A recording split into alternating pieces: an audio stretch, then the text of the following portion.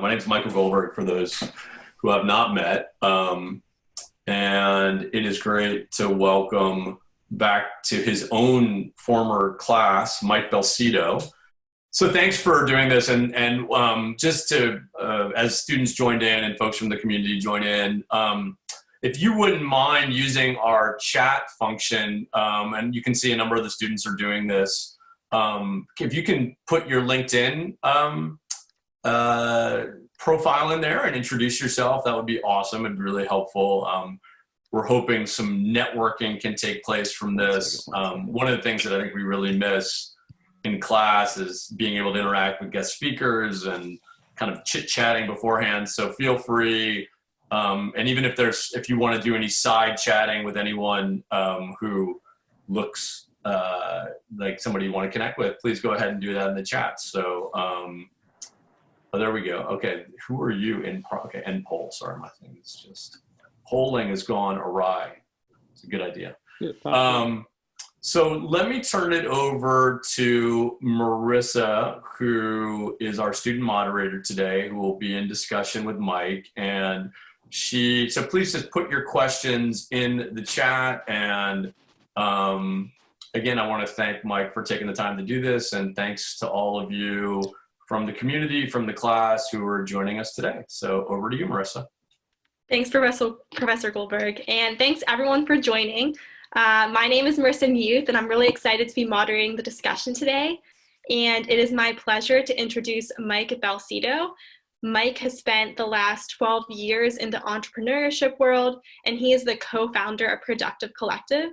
Additionally, he is an adjunct faculty member at Case Western in the Design and Innovation Department. So to start it off, Mike, can you take us back and give us an overview of your journey, starting from your experiences at Find a Way to eFuneral to where you are today? Yeah, for sure. And thanks for having me, by the way. This is fun, a little different than my last class visit, Michael. But I like this. We're now in the modern world here. So yeah, I'll kind of rewind back. Really, I've been involved in early stage startups my whole career. And it's something that I really love now, but it's not something that I was necessarily planning for. It's not what I thought my career was going, like this isn't the way I thought my career would sort of roll out, right? But when I went to Bowling Green State University for undergraduate, I studied sport management. My goal at that time was to become a Division I college athletics director, and that was all I was focused on at that point. So I had a lot of internships. I had internships in pro sports, college sports, for a sports agency. And one of my mentors at the time, he was the athletic director at Bowling Green, and he had recommended that if I were to pursue a master's degree right after undergraduate, to not pursue a master's in sports business, but instead to pursue an MBA. And in his words, he's like, look, Mike, I don't know if this is what you're going to want to do your whole career. Like, this isn't exactly glamorous. And this way, if you were to get a master's degree in business, you have a lot more flexibility. And really, you're not going to learn, too much different from a master's in sports business versus, what you learned the last 4 years. So the short of it is, I went to Case Western for business school. And so while I was there, I met the athletics director and decided I would pitch her on the idea of me interning in their corporate sponsorship group. My last internship was in corporate sponsorships, and I was still interested in that. And so I met her right on the front lawn in front of the Veale Center. And I remember her, basically me pitching the idea, and she had said, well, Mike, that would be great, but we don't do corporate sponsorships in the athletics department. We're a Division III school. We don't have the money to hire somebody to build that program, and we don't have enough staff to divert people away from what they're already doing and build that. So, we don't really do that. And so my first reaction, which was not planned, I did not know that, that this program didn't even exist. But my first reaction was, well, that's okay. Let me build it. And, I'm an intern, so just pay me whatever I'm able to raise, like a percentage or something. You don't have to even pay me an hourly rate or anything. And what I didn't realize was that was her first day on the job. Like, her name was on the website, and she actually was the women's basketball coach at Case. But her first day on the job as athletic director was when I was meeting with her. And so it was a little bit of good timing that, maybe she wanted to put her stamp on something right away, but she ultimately said yes. And so I created the first corporate sponsorship program for the athletics department at Case Western. So this was 2003 to 2005, those 2 years. And within like 60 days, by the way, I had signed up a few sponsors. Like I'd created what that program could look like, what the inventory would be, and I started selling it. And so I think that first year, I think I generated like $30,000, which, you know, at a place like Ohio State would be a drop in the bucket, but at a place like Case, no, it's like a football coach's salary, right? So it was meaningful. And by the time I finished business school at Case, you know, instead of thinking like, all right, next step, you know, how do I become an athletics director? In my mind, I'm like, yeah, sports. I mean, I do still love sports, still passionate about it, but, you know, man, I wish there was a career out there where you could sort of, you know, come up with an idea, create something, and, you know, keep doing that. And then, you know, it dawned on me, like, that's what entrepreneurs do. That's what entrepreneurs have been doing forever. So it was right at that point in time where I decided maybe I'll get involved in sports at some point, but that wasn't the most important thing. For me, I wanted to figure out what it meant to be an entrepreneur and really learn what it would take to be an entrepreneur. And so I came into contact with a couple people that were starting this company called Findaway, and they were looking for somebody to join their team as the first hired employee. So, you know, there was a few people that had started it, but they were just getting ready to actually hire people. And they offered me a job there right out of business school, and I took it. And I remember getting to work on the very first day. My business cards were there, and literally the title on the business card was Find a Wayer. So, you know, the company was Find a Way. My title was just Find a Wayer. I was just sort of doing whatever it took in those early stages. And you wear so many hats in those early stages of the business. And but it ended up that I sort of took on more customer-facing roles at Find a Way. I ended up creating pilot programs for, you know, and I should say at Findaway, we created these digital audio books called Playaway. Playaway is a preloaded, looks like a shrunken down little book, but it has an audio jack that you plug headphones in. So this was pre-streaming, you know, iPhones, you know, smartphones, these did not exist, but iPods were out there, but like not everybody had one. And so in those early stages, you know, our big clients were like Borders and Barnes and Noble. Like these would sell at retail. That was what the whole business plan was built on, was selling at retail. But part of my directive was like, hey, Mike, see if you could drum up business anywhere else. See if you could, you know, figure out if anywhere else, you know, they might have a use for these things. So I started some pilot programs, in particular in public libraries and schools, where they would buy them and then recirculate them. So I had to come up with, well, what would that packaging look like? Like how could we service those types of customers? It would be a lot different than the customers that were buying and reselling. And the short of it is, after 2 years, that became the primary business. You know, we stepped out of retail altogether. Retail's really hard. You know, margins are really low. The way it works with retailers is if they buy something and they don't sell it, they can send it right back to you. So it's almost like it's on consignment. But libraries were willing to pay more, and they had a need for more and more content, because an audiobook on CD, at least at that time, was the number 2 circulated item in a library, aside from a DVD. It wasn't even a book. So that part of the business took off. And after 5-6 years, you know, we were over 100 employees. You know, I think it was close to a $30 million company at that point, just in terms of revenue. So for me, it was this amazing opportunity to have a front row seat, and more than a front row seat, like be a part of a high growth startup. You know, in those first few years, it was high growth, you know, going from nothing to, you know, tens of millions of dollars in revenue and you know, over 100 employees. But what happened is, in thinking back, it would have been, I guess, the end of 2010, something happened where my cousin died, and it was just a sudden death, totally unexpected. It was not, you know, he's a younger guy in his 40s. So, you know, younger in the sense of, it's not like he died of old age, right? But it was a sudden death. It wasn't planned. And, you know, my family was put in a position that a lot of families are put in, where you have to figure it out right away. You know, you're dealing with the loss of a loved one, but you have to now call a funeral home. Like immediately, a funeral home has to come and pick up the body, you know, and all of a sudden now you're working with this funeral home on planning a funeral, but we didn't know which funeral home's better than the other. You know, where my cousin lived, there's 6 funeral homes within 2 miles. The cost difference of these funeral homes is, you know, one could be $6,000, another could be $15,000 for a full burial service. Yet I learned this later on, cost and quality, there's not necessarily a correlation. But I remember my dad asking me like, hey, Mike, is there anything online that can help us? And I just sort of assumed like, well, yeah, of course there is, and I'll figure it out. Like, I'll look into it. Don't worry about it. But then I realized that there wasn't. And in fact, many of these funeral homes didn't even have websites. But to actually figure out like, what is the cost? What is this going to cost us as a family? Most of those funeral homes are saying, well, come into the funeral home and we'll talk it all through. But that's great, but you can't. I mean, if we're trying to consider 6 different funeral homes, I don't want 6 different meetings. I can't, my family wasn't going to do that.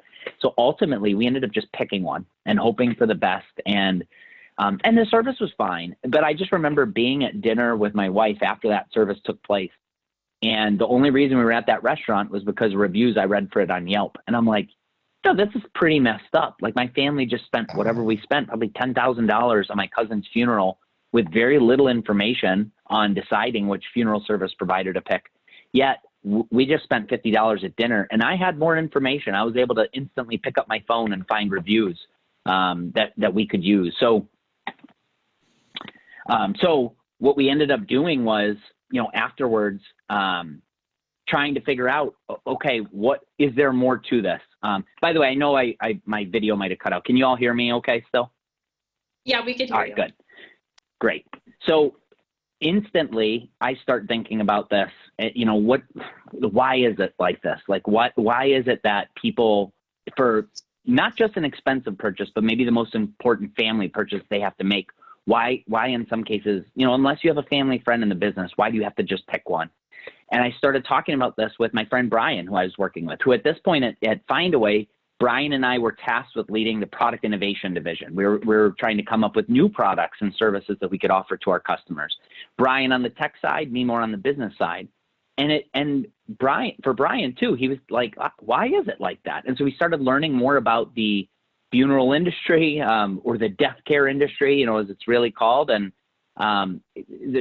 ultimately, what we decided to do was try to come up with a solution for this big problem. We didn't necessarily know what that solution would be, but we knew that this is a big problem, and it felt like a problem that was big enough for us to really do something about it. And so we found out about a program called the 10 Accelerator, and it was actually the state of Ohio's first kind of pilot program, which for a program that now funds a lot of the accelerators that are in Ohio. And we got into the 10 Accelerator. This was summer of 2011, and Brian and I decided to quit our jobs and pursue that full time. And so we ended up raising money from a lot of angel investors, one venture capital investor. I think I saw one of my investors also in this chat. So that's kind of cool. But we decided to give this our all. And so from 2011 to 2014, we built eFuneral as a potential solution to this big problem. And eFuneral, our whole mission was to bring transparency to funeral planning. That's what we were aiming to do. We wanted families that were in that position that I was in to be armed with information so that they can make a more informed end-of-life choice quickly. And so what that meant, at least in the first iteration of eFuneral, was families would submit an inquiry to what they were looking for online and instantly get quotes from area funeral homes, and people could review those quotes, reviews that other families have left online as well, and then they could make a decision based on whatever works for them. And so the short story with eFuneral is that we could never really find, true product market fit. We could never really ultimately get to the right solution. And we pivoted, multiple times throughout the course of those, 3 years. And by the end, so by 2014, we knew that we were either going to have to raise more money or, figure out another way, a soft landing, just shut down the business. And it was a weird time because I knew that this was a problem that was meaningful. I knew that this is a problem that should be solved. But at the same time, like we weren't at a point where I could say, you know what, we haven't quite cracked it, but I have early data that shows this next pivot would be the one. If we were at that point, we would have tried to raise more money, but I no longer felt that confidence that we were on that track. So we ended up technically selling the business. In fact, eFuneral technically still exists today, but I always call it a fail sale. This wasn't the kind of acquisition that I was putting out a press release about or celebrating in any way. I mean, to me, it was a failure. And kind of acquisition where I needed to go find a job afterwards, right? But it was, at least we were able to kind of find a landing spot for some of what we built. And that company that acquired it, they still are operating it today, actually, just in a much different way than we were. And then, so post eFuneral, I was trying to figure out what my next step was. And ultimately, I got recruited to be a director of product strategy at a sports ticketing technology company. So I guess sports came back into my career a little bit. But I remember when I was recruited, I said, well, this sounds cool, but I don't know if this is the right fit for me. Like, I never went to school for product management. And they said, oh no, Mike, nobody went to school for product management. You'll be fine. But in my mind, I'm like, yeah, but what happens when they figure out I don't know what I'm doing? And so I was reading books, blogs, listening to podcasts, trying to figure out what it meant to be a product person.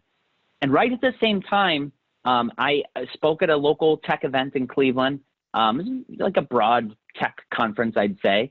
But I was familiar with the organizer of it, and he asked me for lunch afterwards as a speaker and a friendly acquaintance. And I said, I thought it was awesome. Like, people turned up, seemed to have a good time. But there's a lot of these, local tech events where it seems like, same people are on stage, the same people are in the audience. I'm like, what you ought to do. I'm trying to figure out what it means to be a product person. And there's a lot of people out there like me. What if you made a conference for product people, focused it in within tech?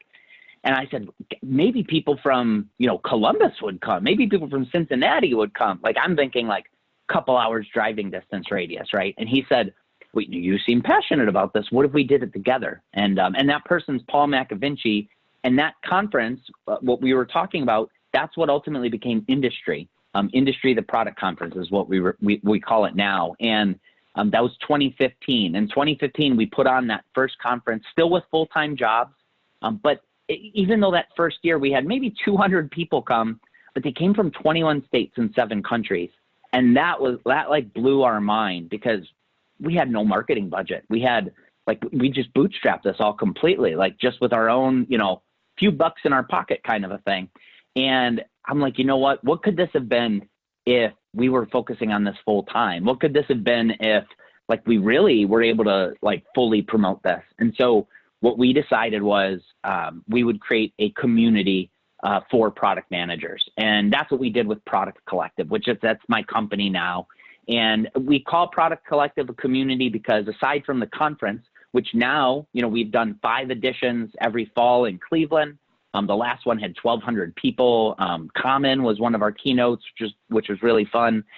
We also have a European conference in the springtime in Dublin, Ireland. We just had our 3rd Industry Europe. But aside from those conferences, we have 30,000 product managers that either get our newsletter every week or attend our live video Q&A chats, which we do twice a month, or are in our Slack channel every day, trading ideas and best practices. And that from a business standpoint, we make our money through the conference, really, through ticket sales and sponsorship. But we're able to help people that were in my exact position, just a few years back, who are all, asking the question, am I doing this right? And so that we're really excited to be doing that with Product Collective now. And yeah, so it kind of brings us to today.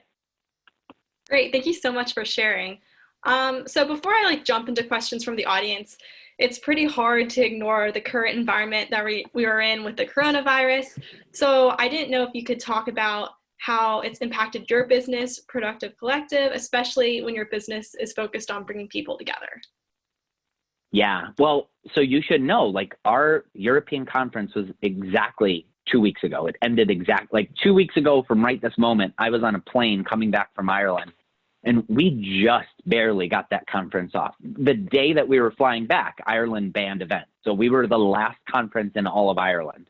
And, the few weeks leading up to it, we definitely knew that there could be an issue. But things have just moved so fast. It was really only a week before the conference, the number of attendees who had contacted us to say, oh, sorry, we can't make it. It was no different than the year before or any other year, but it was all the last 2 to 3 days before the conference, people started dropping out because of travel bans or just concern. And we were, I mean, it was a really difficult time leading up to it because we wanted to do the right thing. We were following recommendations from our government, but also the government in Ireland. And, all throughout, the government in Ireland was telling us, like, no, it's okay to have gatherings. Like, we're not recommending any change to that, until they didn't. I mean, it literally went from there's no recommendations against it to no events with over 10 people, right? And so, I mean, when we got to that, basically when we were in Ireland, we weren't sure if we were even going to be able to put the conference on, but we can also start seeing way far ahead. Like for where we're at right now, this is a very scary time as a conference organizer. Like normally we sell our tickets. Like there's already been a couple hundred attendees that have registered for a conference in September in Cleveland. And every month we sell tickets for that. So, when we rely on that revenue for, basically to fuel our business, right? I can say right now with certainty, we're not, we were planning for a 1,400 person conference. That was the trajectory we were on. We're not going to have 1,400 people this year. I don't even know what the world will look like in September. I don't even know if we're going to be allowed to have an event in September, if that will be the right thing to do. So, what that's meant for us is very quickly figuring out, well, let's say we can't have an event this year. What does that mean? What else can we be doing as a business? So in the span of 10 days from having that realization that like, hey, this could come and hit us big time to now, we actually just launched industry virtual workshops. So that, we put on workshops at the conference. We also do workshops in standalone cities. We actually had one scheduled for early April in New York City. We converted that to a virtual workshop, and then we started working with all of our facilitators that we worked with in the past to say, hey, do you have interest in offering these workshops virtually, and do you want to do it with us? And for them, they were really motivated because a lot of these people, the way that they make their money is through coaching product teams in person or facilitating in-person workshops or speaking at events. And so this is the reaction's been. We announced it 2 days ago, and the reaction's been awesome. We've already sold the first 2 out. And so we want to keep doing more and more of these. Actually, the first 2 don't take place until early April, but then we have more workshops going on in April and May. And on one hand, this has affected us by forcing us to innovate and forcing us to really find a way to survive the current situation. On another hand, it still brings a whole lot of uncertainty. I mean, I'm a big believer in live in-person events and the value of them. And I see the way that our sponsors, for instance, they get a lot of business when they come and sponsor at industry. And, we could put on a virtual conference and maybe we will do that. And that could be cool. But that's, you can't spend a lot of time with sponsors during that. Like there's all these things that you can't do that you could do in person. So, this whole situation's we're in the throes of everything now, trying to really reinvent our business. And there's still a lot of questions that are unanswered too. Great. Yeah, definitely sounds like a lot. So we were getting a lot of questions about the accelerator program that you went through. To kind of some background for everyone, all of the case students in our entrepreneurial design class, we were given a case study about Mike, and it was about before launching eFuneral, him and his partner, they went through an accelerator program. So I'm going to ask you a question from Anthony Durasco. He's a 3rd-year finance and economics student. He says, can you tell us more about your experience at the accelerator program? What were the advantages of the program, and did it have a lasting impact on the business? Yeah, so this program was called the 10 Accelerator, and it was the first accelerator. Oh, I shouldn't say it was the first accelerator in Ohio. I think the Brandery might have been, but it was the first state-sponsored accelerator. So there was a lot of excitement with angel investors, and it's just sort of like mentors within the entrepreneurial community, period, right? But it took place in Columbus, Ohio. And so this was I remember actually we applied on Easter of 2011. So basically 9 years ago at this point. And so you have to keep in mind, back then, the landscape of accelerators was really small, a lot smaller than today anyway. Like Y Combinator existed, and I was familiar with it, but like it wasn't the behemoth it is right now. Like Y Combinator back then, I think was still at a point where it's like 10 companies per class, and there's like a winter class and a summer class. Now there's like hundreds in every batch. So things like Techstars did exist, but what was unique about 10 Accelerator was 2 things. One, because it was the first time in Ohio, and it was this pilot program, there's a lot of excitement behind it. So for us, we were like, well, this could, we know that a lot of times you raise money from local angel investors, and this could build a lot of connections with those types of investors. Although it turns out that there were people that weren't just from Ohio that were, like paying attention to 10 Accelerator too. We met some of our investors that weren't from Ohio through 10 Accelerator. But the other big thing was instead of taking any equity, it was giving us the $20,000 or $25,000 or whatever it was as a grant. And that, I wouldn't say that was like the most important factor, but like that's another factor. Another factor that was important to us was that fact that we were both married. We didn't have kids yet, but we it's like, would we have gone to California for an entire summer? Maybe, but the fact that we could come back on the weekends and cut the grass and see our wives and like that was appealing too. That we still, because we were both really family oriented, and so all of those factors sort of led us to once we had that opportunity to join 10 Accelerator, we took it. And did it help us? It helped us, although it helped us in a few ways, right? So first of all, it put people in our lives that are still in our lives now. Like a couple of my mentors are people that I met through 10 Accelerator, and I'm still close with them now. We were able to connect with investors that we weren't otherwise connected to. So it did help us raise capital from certain investors.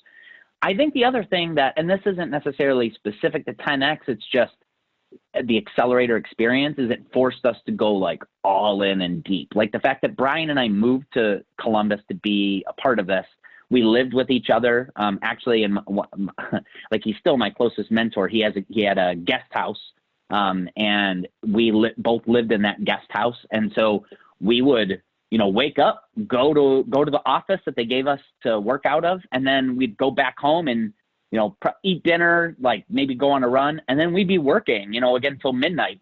But it didn't feel like, for us, it was just an amazing experience to sort of go all in on something for 3 months and go really deep. And so I think all of those things were sort of the bonus points that we got out of being a part of 10X. Great, thank you. And for everyone to just keep asking questions in the chat, don't hesitate. There's also a lot of questions about eFuneral from a lot of the students, so I didn't know if we could take it there. Yeah. There's one from Andy, who's a 5th-year chemical engineer from St. Louis. His question is, did you have any difficulty with convincing people to leave reviews, since people don't like to talk about death and related subjects? Yeah, Andy brings up a good point, because death and dying, end of life, these are topics that are considered taboo in a lot of times in our society. And so part of what we were trying to do is get people more comfortable talking about end of life. One of the things that we did do that I am really proud of is, like, by the end of our time with eFuneral, we created the most comprehensive set of online resources related to end of life. And so those, I know it helped a lot of people, because like we had a lot of hospice organizations that would share those resources with families. But yeah, getting people to talk about it or think about it is difficult. We still had people that were I would say that the people that used eFuneral, though, to leave a review is a little different than like me going up to your face with a camera and saying like, talk about the experience. Like I think it gives you more of a chance to sort of like take in your own thoughts, and then when you're ready, you can leave this review. And people were actually willing to do that. Where we really struggled was, first of all, on the funeral home side, getting funeral home owners to accept that the internet was relevant in their world. Again, many did not even have websites. So our platform was like the first time that a lot of these funeral homes were even sort of like coming online. The biggest challenge also is just when a family is going through that, or just thinking about planning a funeral, for us to be top of mind. Like the fact is, we didn't have a massive marketing budget or anything like that. So we had those partnerships with hospice organizations. That's one way we were trying to be, available to families when they were in that mindset. But just even like awareness, that's probably one of our biggest challenges.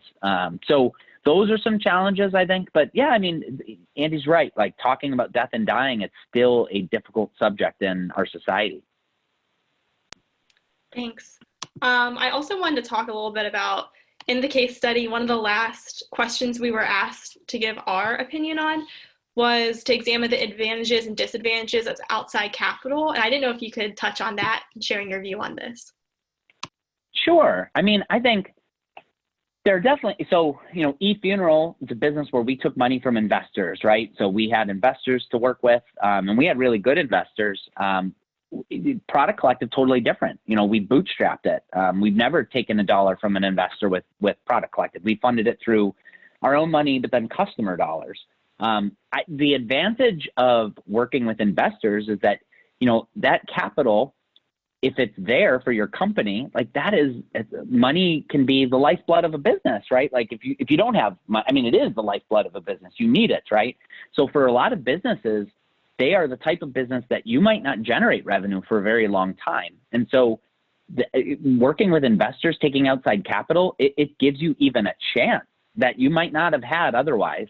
The other benefit of taking outside capital is, depending on who you're taking it from, you now have smart people to turn to who are very motivated to help you. We had some awesome investors where, you know, we ran through challenges. You know, we had this investor blog. So basically it was like a private blog that we would post to share if there was like something really good or like a big challenge that we were running up against. And so if I felt like it was important enough to share, I'd post it there, and then it would generate an email to all of our investors too.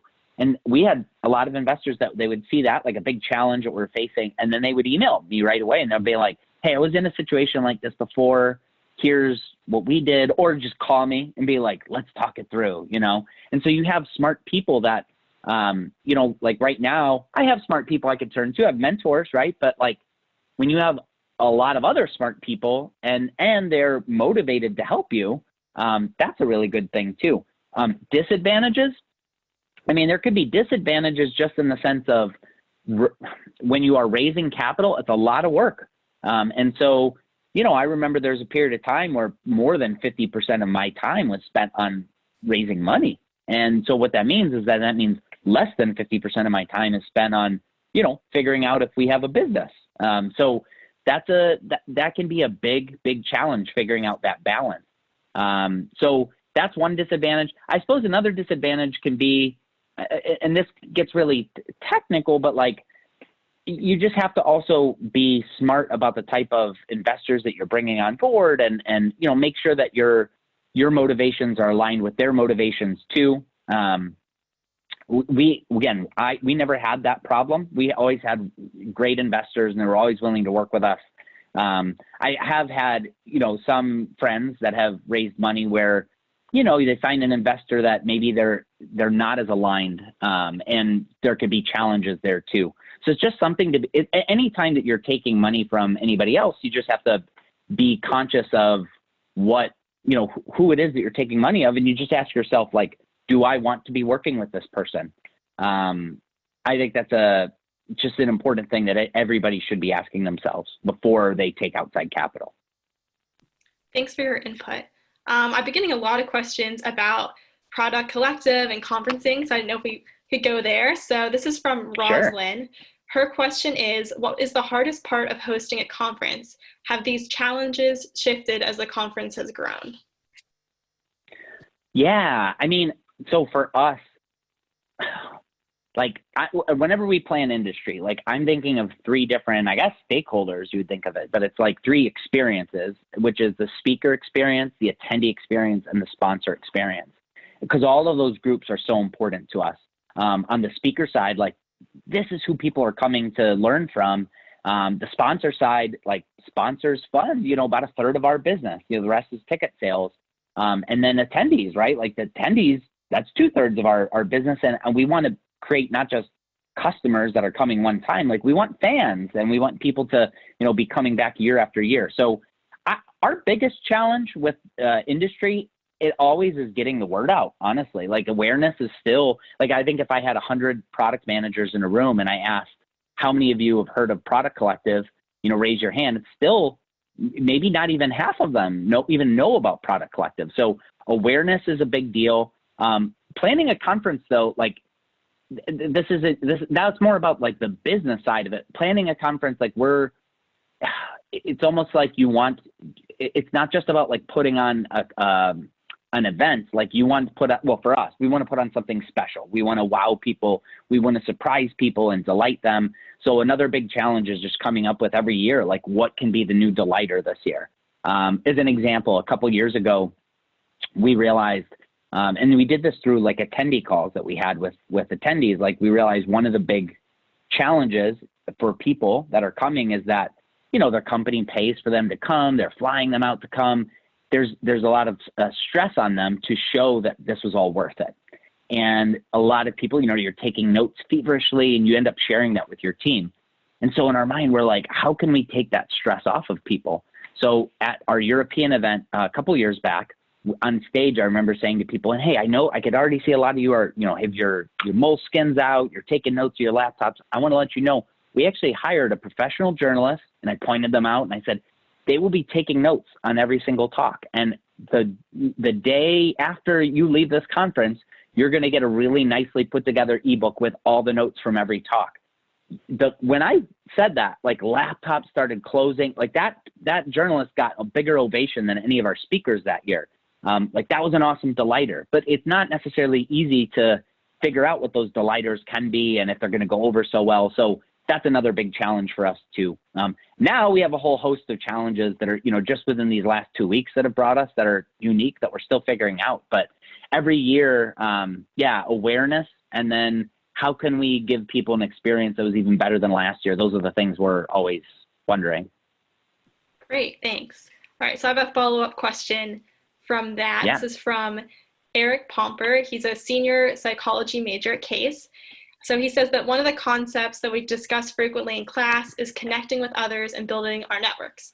So he was wondering if you could talk about how you go about building connections and choosing speakers for your conferences. Yeah, well, I'll answer them both kind of differently. So like building connections, because this is something you could be doing right now, like building connections with people. And, I always look at building connections as no different, honestly, than like dating in a way. Like, and what I mean by that is like, sometimes people ask like, how do I find a mentor? And it's like, well, you find a mentor, like it depends. You don't just go up to anybody randomly and say, will you be my mentor? You find out like, who can I build a connection with? Who can I build this real personal relationship with? And is there a connection, right? And so like finding like the mentors I have in my life, I've never said, will you be my mentor? It's people that I've maybe had at first, it just starts with a coffee or something like that. And, or now, we live in a world that like that first interaction could be here on Zoom or Facebook or Instagram, whatever it might be.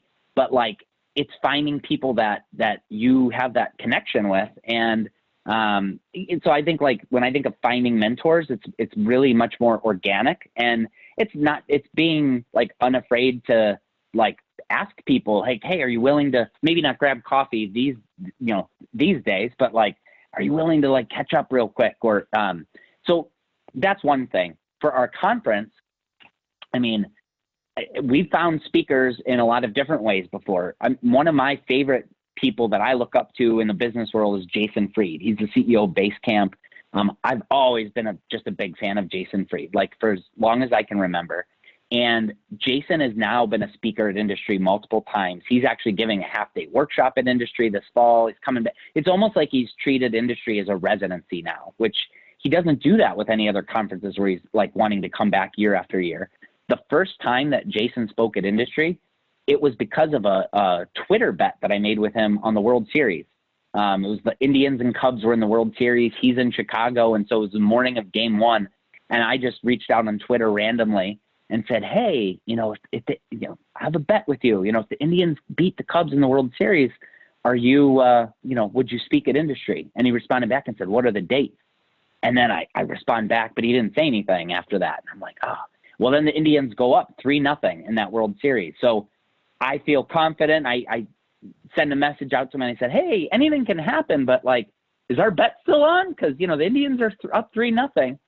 Didn't hear anything. Well, and then all of probably, if you live in Cleveland. Cubs won the next 4 games and beat the Indians in the World Series. And out of nowhere, I got a message back from Jason that said, well, I won the bet, but I'm still up for it. And so Jason came and spoke at the conference that year. And I think like we've connected because we're a bootstrap business. They've bootstrapped Basecamp. We're in the Midwest. They're in the Midwest in Chicago. And yeah, he's just kind of taken a liking to what we're doing. Other speakers, I mean, a lot of times what I've done is also create personalized videos. I'll literally create a video, put it on YouTube, but not promote it on YouTube, just as an unlisted URL. And then I'll cold email them and just basically say, hey, I co-organizer of industry, we bootstrapped this, ourselves since 2015. We think you'd be perfect, but I want you to hear about it in my own words. And that video is just specifically for them. I'm referring to them by name. And obviously that takes a lot longer than just sending an email. But I like the idea of being really personal about it and doing something that I know, 9 out of other 10 conference organizers aren't doing. And it doesn't work all the time, right? Like probably most of the time I'll do that and, go through all that trouble and I don't even get a response. But there's other times, a lot of other times where these people might have just filed my email away normally, but instead they said, you know what? I only speak at 1 or 2 conferences a year, but I'm up for it. And that was that way with Ken Norton, who's the head product partner at Google Ventures. This year, Sahil Lavinia, like he's the CEO of Gumroad. That was a cold email, but like a really personalized kind of a thing. So we find speakers and we do have a call for speakers, by the way. Like I'll say every year now I'll get 250 responses to our call for speakers. And it's always a really good idea to do that because there are speakers that we've put on at industry that I had no idea about, but responded to our call for speakers. And the more that we looked into it, the more I realized like this person's a perfect fit for industry. So it's a lot of different ways, but hopefully that answers that question. Yeah, it does. Thank you. I have another question about conferencing, and this is from Shavika. And she said, I was wondering how entrepreneurship is viewed different abroad and whether you notice a lot of differences in products launched depending on where a person comes from. Yeah, well, look, I haven't been everywhere in the world, so it's hard. I mean, even though there's people from all over the world that are part of Product Collective, most of the people that are in Product Collective aren't even necessarily entrepreneurs. They're launching products for companies. I did have a chance to spend time with entrepreneurs in Zimbabwe and in Zambia through actually a program that Michael Goldberg is very familiar with. He's the one that recommended me for it.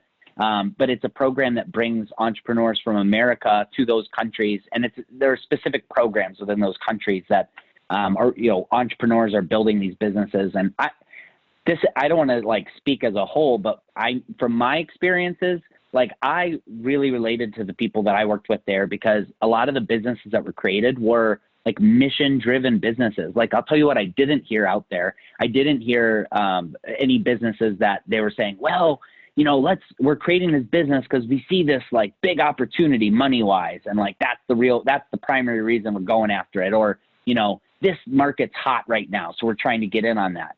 It was like there were real problems that they were trying to solve. And usually those problems were like problems that affect everyday life. Like not like we're trying to build this, widget for some piece of software.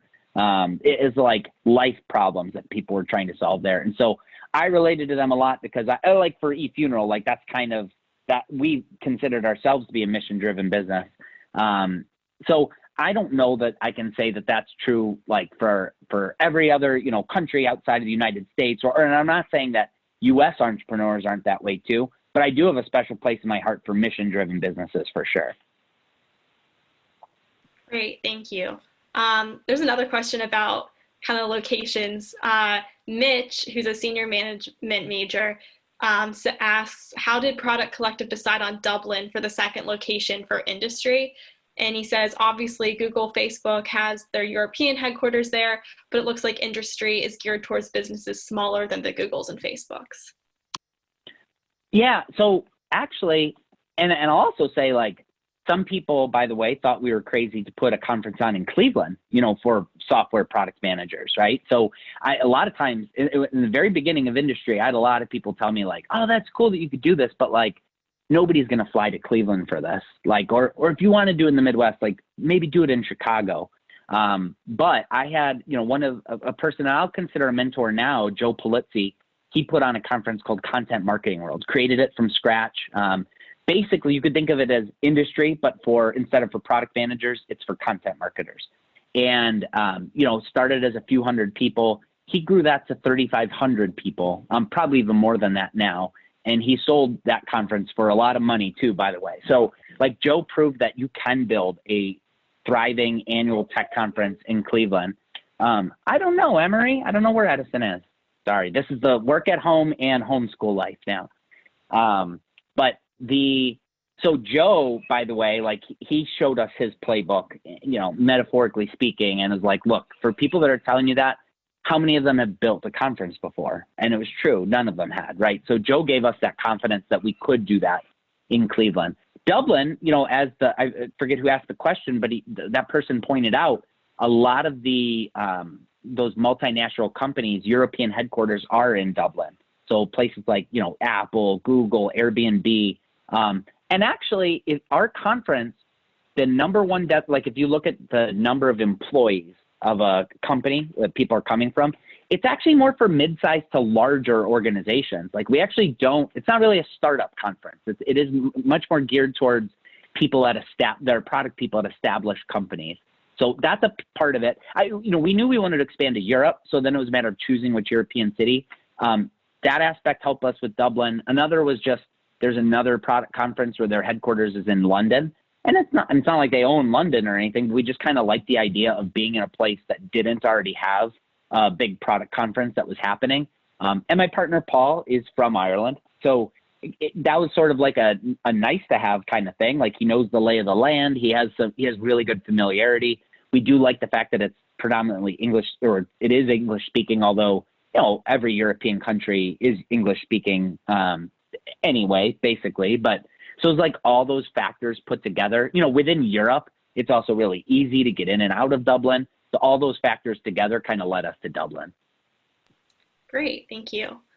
Kind of like one more question about Product Collective. This is from Sure. Max Pennington. He's a sophomore chemical engineer, and he was wondering if you ever considered doing a product management competition event during one of your weekend seminars. Why or why not?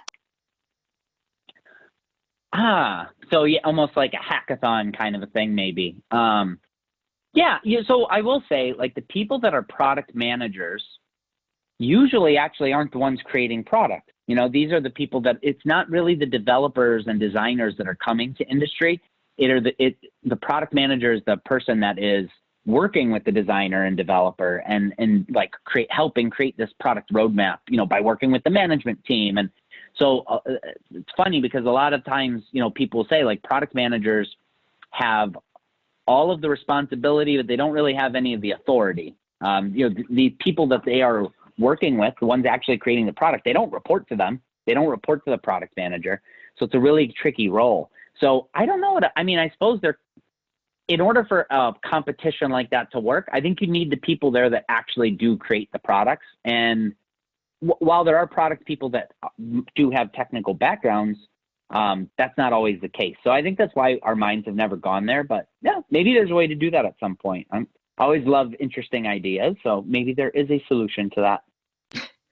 So I was thinking we could kind of go back to just like general business topics, and we have some questions on that. So I was going to start it off from Justin. He's a senior chemical engineering major, and he asked, what has been your biggest challenge when founding and working for companies that are in their early stages? The biggest challenge is just not knowing if you're on the right track, like not knowing, like finding product market fit.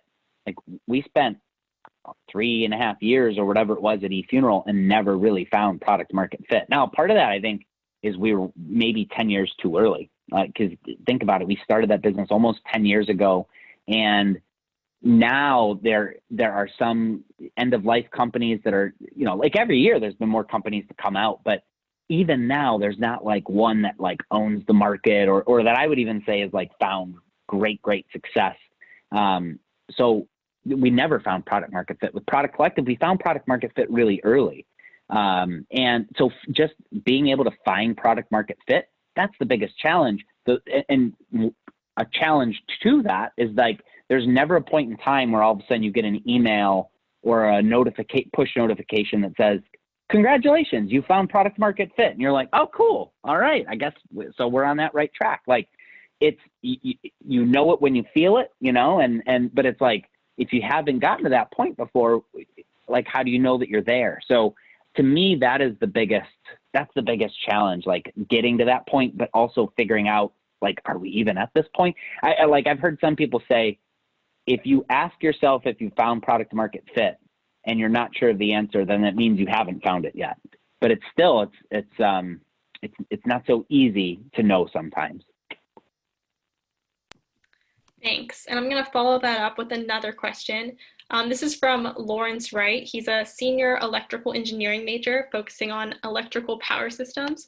So his question is, were there any parallels between the industry and market that you learned at Findaway and the various startups that you've been involved in since? Are there any parallels to it? I mean, I think I don't know if this is answering the question, but like the biggest thing for Findaway, and actually this leads me to a story like very recently, like with Findaway, the whole business plan was built around selling to retailers, you know, Borders, Barnes and Noble, Walmart. And think about it, Borders doesn't even exist anymore. Like that store is shut down, right? So, but if we had just said, no, we're just going steadfast with retailers and it's like sales are down. It's how do we sell better at retailers only? Like if we just stayed tunnel vision and we not opened ourselves up to thinking about like, well, wait, maybe we built the solution that is solving a problem better for some other market, like libraries, like schools. If we never asked ourselves that or really explored that, that company wouldn't have been around for, you know, like that company is still around and is thriving actually because they've continued to ask that question and have come up with so many more solutions. But it started with like very early saying like, well, are there other opportunities for us? I'll tell you just this. So like what I will say, something that's always stuck with me is every business that I've been in, I'm always trying to think of, I'm not trying to be so set on what our solution is. I'm trying to keep in mind, what is the problem that we're trying to solve for? And should we be thinking about this in a different way? Very recently, when I was in Ireland, you know, like all this COVID-19 thing is happening. It's scaring me because I'm worried, like, I don't want to get my family sick. Like, I just want to be home with them. But also, what does this mean for our business? Like, is this like, what's going to happen? Right. And I had a dream that I was meeting up with my closest mentor. He was the CEO of that company, Findaway, in the very beginning. His name's Christopher. And in my dream, I was telling all this to Christopher. And I remember Christopher saying to me in my dream, Mike, listen, you just need to find the library market. Like, remember at Findaway, you found that library market and that helped change the course of the business. He's telling me this in my dream. Like, it's probably what he would have told me if I called him, but like, he was telling me this in my dream. And I woke up and I'm like, it was like so prophetic for me. I'm like, I need to find the library market for us. And so like these industry virtual workshops, like maybe this is the library market, you know, maybe this is a brand new product that again, 10 days ago didn't exist that might thrive for us now. Maybe not, maybe it's something else, but I think what has stuck with me is like, I'm always trying to think of what is that library market, which I never thought of in that context until I had that dream. So it's pretty, and it's not like he's passed away or anything, like he's with us still, but like, and I emailed him as soon as that happened. And I'm like, you gave me this advice in my dream. Thank you for that. But like that's going to stick with me for a long time. That's funny. It looks like we have time for a few more questions. So if anyone has any last minute questions for Mike, please put them in the chat. Here's another question. It's from Sean. He's a senior in mechanical engineering. And he was curious what your thought process was when you decided to leave a well-paying job at a fast-growing company to start something of your own.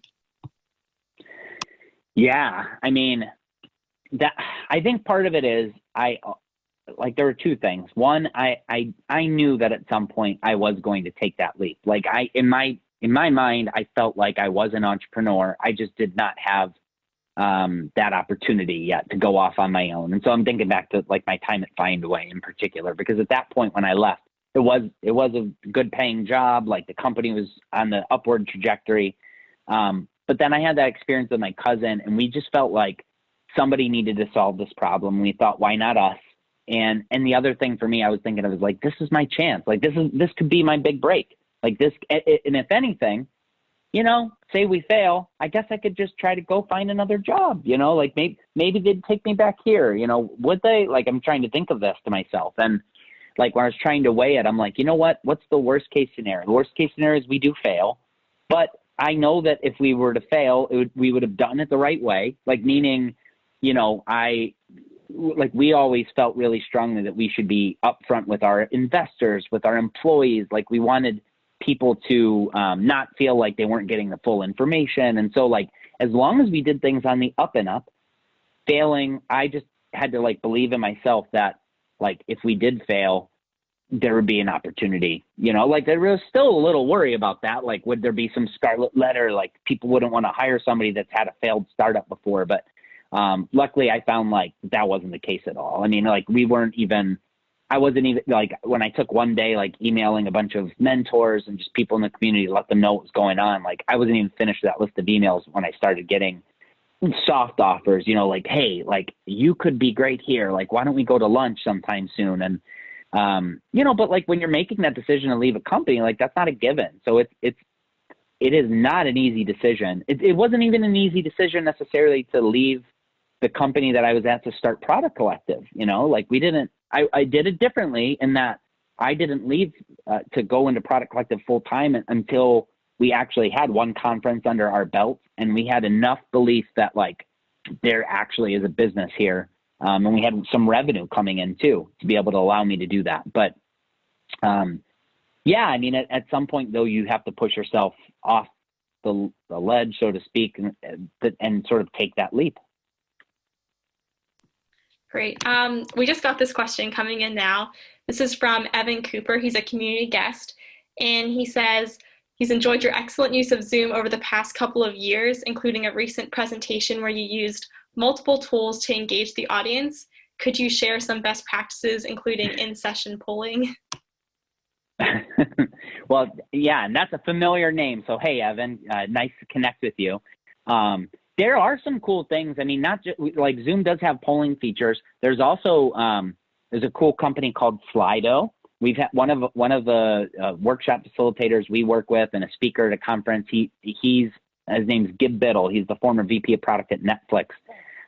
He's awesome, but he loves integrating Slido into his presentations. And I think there are some now integrations between Slido and Zoom, but there's some like tools that you can use like that work really well. We don't even necessarily do a ton with polling, but like we do like to engage our audience when we're doing our live videos. So we call them industry interviews every Monday and Wednesday at 1 p.m. Eastern. We talk with product leaders from around the world, and they're free, by the way. So if you went to productcollective.com or actually industryconference.com, either one of those, and you'll see interviews, and that will lead you up to interviews that we have coming up too.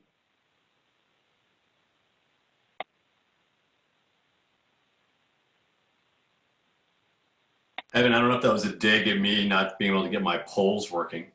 I kind of felt bad. I felt bad about that, Michael. But no, Mike does some really cool stuff with polls to engage the audience, which I think is important in these times to be able to do that.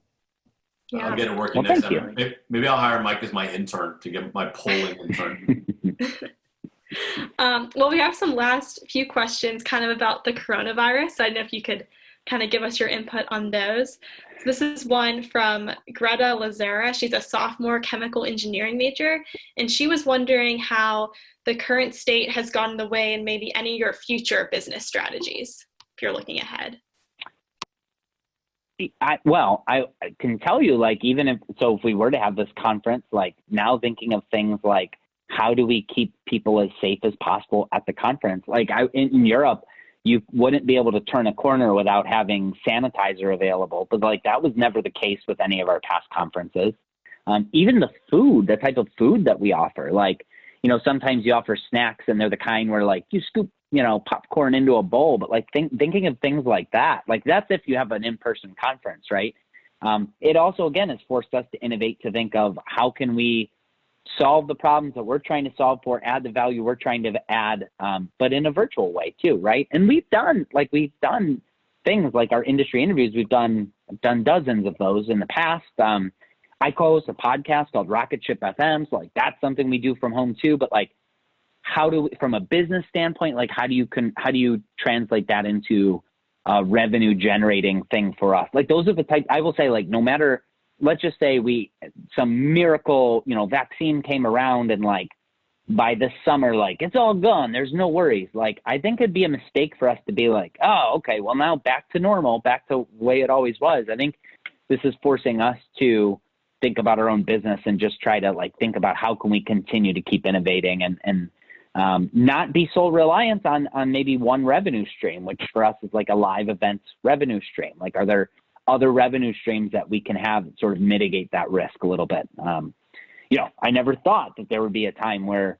it's possible you can't have a live event, right? But now, I guess it goes to show you, like, no matter what kind of business you're in, if you're relying so much on one revenue stream, that's a big risk that you're taking, even if it seems like it might be safe. Yeah, definitely. I have another question about the coronavirus, and this is from Justo. He asks, what's a good referral strategy for products that help businesses during COVID-19? I think one thing is, like, there are a lot of there are communities out there, right? So like ours, that's an example of one community. Faster has a community, Product Hunt has a community. Like, there's all these out there.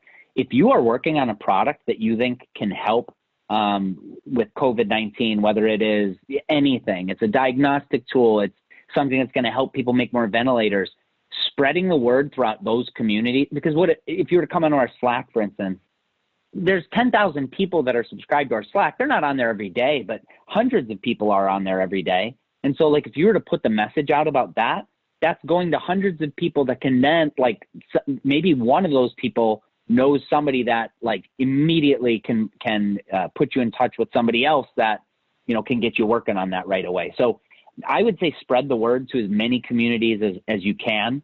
And hopefully very quickly, you'll be able to get in touch with people that can make sure that whatever it is that you're working on can be put to use.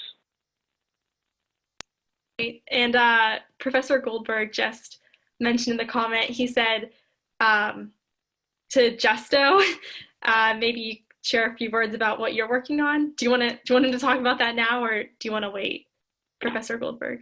Yeah, Justo, do you want to just share a couple words? I know you were texting me just what you're working on. We can't hear you.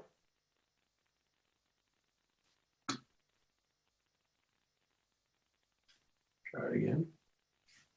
You're unmuted, but we can't hear you yet.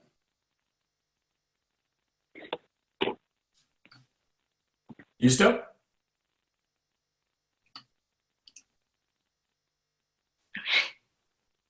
Okay. Okay. All right. Justo, just post in the chat. I know you had sent me a link about what you were working on. Justo's always doing interesting social stuff in the community. So with that, let me, Marissa, thank you so much for moderating for our folks in the community. As you can probably appreciate, giving our students a chance to moderate sessions it's a new skill set. You did a great job, Marissa. Thank you so much for doing that. Thank you. Thank you, Mike. It was fun chatting with you, Marissa. That virtual applause reaction. And Mike, we so appreciate, you, as I was mentioning in the chat, somebody was mentioning about kind of the work that you do. I mean, literally, I had Mike as a guest speaker, sort of telling the eFuneral story in a class, and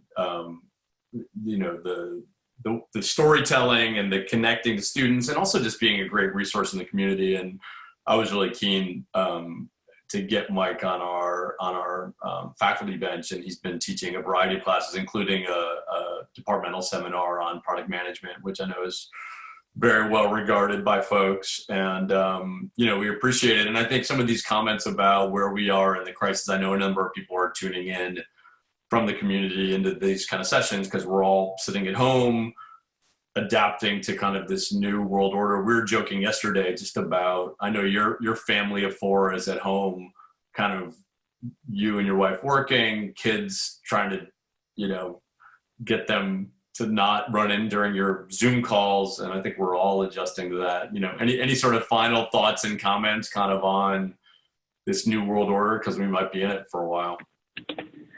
I mean, I will say the one thing is like, I wish we weren't in it, obviously, but I'm trying to look for some of the positive, and the positive is maybe it'll make us all more kind. You know, I think, you know, it probably was a time where, you know, you're worried about like, oh gosh, what if my, you know, child runs in a video call? Like I should be professional, or like even me, like right now, like I'm in my bedroom because this is probably the best place for it to be relatively quiet. But usually I used to be like so concerned about the right background and the right setting. And it's like, I don't think people care, you know, like I don't think people care if a child's running in the background anymore, or if like we're kind of all in that, we're all in this together, like in that respect. And just like, yeah. So hopefully people could be more kind to each other. And, you know, yeah, we might be in this for a long time, but hopefully we could get, you know, maybe this will connect us more to our families, more connect us more to, you know, people that maybe we were taking for granted before. I've been probably taking a lot of situations for granted. I know I was taking you know, kind of lifestyle for granted, where I could just go to the movies or go to dinner. And so this will be one of those sort of landmark times in our life where it's a reminder to not take those things for granted. No. Oh, great upbeat way to end. I did just share in the chat, and obviously the students will be back, but Lanham Napier, who is a former CEO of Rackspace, so someone with a lot of expertise in the cloud. Kind of they were early on, even sort of pre-Amazon Web Services, and he's a angel investor now and based in Texas. He's going to join us via Zoom. Antonio is going to be our moderator, and we have a number of events coming up. Some are on these Tuesday, Thursday, 1 o'clock with class, and then we have some other special events, including Sam Jadala, who's a CASE board member, who's head of Apple's home division, home kind of Internet of Things products. So that should be really exciting. So stay tuned. Most of you know how to sort of hear about us on sort of web, LinkedIn, but we're going to keep the events going. I did at the very beginning of the chat, we are relaunching my Beyond Silicon Valley course with a focus on sort of supporting entrepreneurs in the crisis. If you haven't had enough Mike Belsito, you can watch him in my MOOC. So he's featured in there during his e-funeral days. So there'll be a number of events that are part of that. So stay safe, everybody. Enjoy. For those who are in Cleveland, it's a beautiful sunny day. So go stretch your legs, and we will see you back in our speaker series / back in class next Tuesday. So have a wonderful weekend.